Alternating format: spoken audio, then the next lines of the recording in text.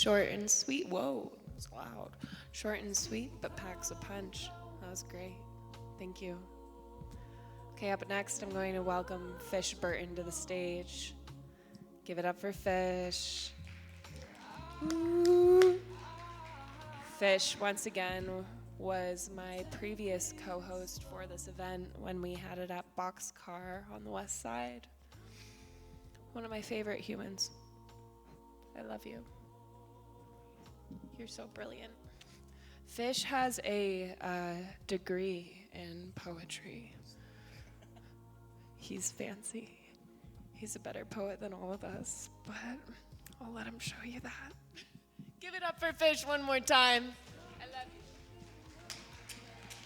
love you. Evita gives me too much credit. She's the one with courage. She came to me and she said, I want to do this poetry night. And I said, absolutely, so do I. But one for the living, one for the dead. I like to read a poem by someone else, and the one that comes to mind is In That Snow Out There.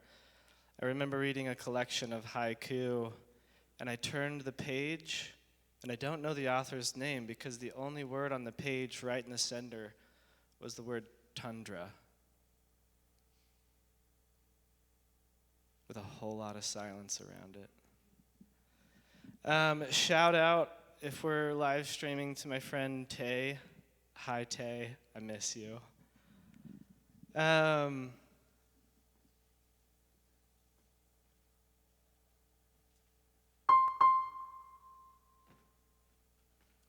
Me.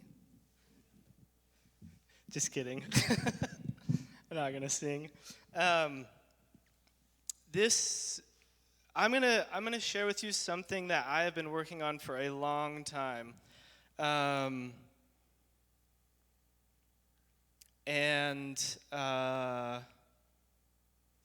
that's all I'm going to say about that. Am I missing anything? No, I'm here. I have my body. That's all I need. Okay. This is from a long work, but a portion of it called "You Will Not Die Without Roses."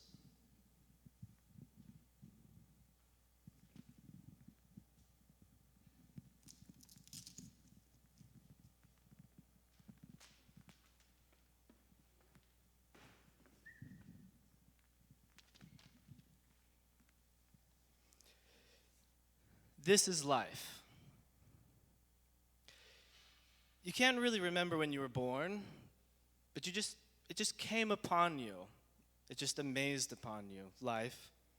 And you found yourself randomly, somehow, sitting in an audience, looking at an empty stage. And you wondered what was on that stage. Maybe God, maybe nothing, maybe both. There sat the silent piano and the lamp casting its light upon something that isn't there, but you feel that it's there. And you come into awareness slowly to life, to this moment, to here, to now. You think, how did I come here? And you trace your life back, all the way back, as far as you can go, and realize that there were centuries before you were even here, things you didn't experience.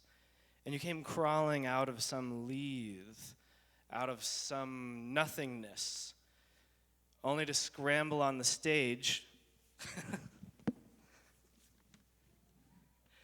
as best as you could, and to hear giggles, and maybe crack a smile, or maybe scratch your head, or maybe drink a little wine. And as Baudelaire said, be drunk always, but on what? Wine, poetry, virtue, as you wish, but be drunk always so as not to be the slaves of time. And you realize that, yes, this is life. I am alive. I can make things happen. I can make sounds. I can raise my voice. And just talk with the air that is given to me as it is. Get a little risky on the side of the stage. But I digress. Because what we find when we find ourselves alive is we find ourselves getting a little hot, a little nervous, perhaps trying to take our coat off and still speak the poetry at the same time. But I had never met a poem that didn't apologize. This is just to say I have eaten the plums in the icebox, which you were probably saving for later. This is just to say I apologize for taking the stage, which could have been filled with your presence, so much stage presence, so much life. And yet, here I stand, like I often do, looking at the stars, streaming on the side of the wall or still in the sky. And I say to them, I want to live. I want to do something with my life. And then that thing, death. I mean, I have a cat skull somewhere in my belongings. Why? I guess inside my body I have a skull, and there's something about it that something about me that wants to see myself on the outside. Do you know you will never see your brain? At least, I don't think so. Maybe one day. But this thing called death is life. Because we live life with death. And life is nothing less there is death to remind us that we are alive. And between the nothing that we crawled out of into the something that we are, at the end of the day, we leave the stage. We lay our body in the grass, and we become grass. We lay our body in the lake, and we become lake, maybe like Virginia Woolf, or any number of sailor lost at sea. And so we come up against this thing that it's like, well, life and death and life, and it's all wrapped into one. And yet here I stand between two great, vast oceans of nothing as a something, alive here now, taking in the light and the sounds, breathing, and trying to do something with this breath. You know our breath is the one excrement that we give that can produce beauty, like music, sound, speech, words of love and words of hate.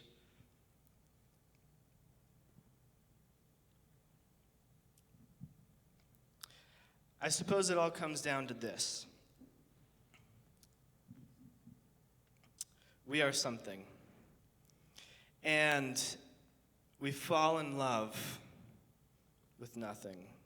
We give ourselves to nothing and we say, I will prove myself. I will bring myself here and now, and I will give life its meaning. I will make it what it is. A little bit like this.